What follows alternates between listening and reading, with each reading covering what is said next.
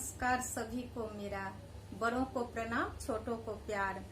मेरा नाम कामना झा है। मैं एक गृहिणी हूँ। मेरा यूट्यूब चैनल है।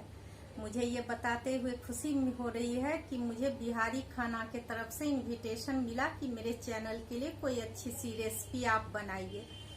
मैं बिहार के मिथिलांचल से हूँ, तो मैं सोची मिथिला का ही कुछ खाना बनाऊं। तो मैं एक विशेष खाना जो मिथिला के तरफ बहुत है, जो नए लड़के की शादी जब नई नई होती है और दुल्हन ससुराल आती है, या लड़की की ही शादी होती है बिटिया की, तो उसको सबके घरों से खाना बना करके दिया जाता है, जो विविध प्रकार के व्यंजन होते हैं।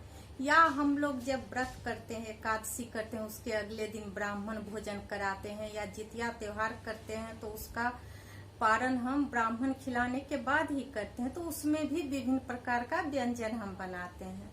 ये नए लड़के की शादी या लड़की की शादी जब होती है नई नई, तो उसके लिए जो बना करके खाना दिया जाता है वो हमारे मिथिलांचल में खैक के नाम से प्रचलित है। तो मैं सोची मैं वही खाना बनाऊं यहाँ बिहारी खाना चैनल के लिए। तो हम चलिए बनाते हैं मिथिला का खाना, मिथिला का भोजन, जो भी कहिए वो हम चलते हैं किचन में और बनाते हैं।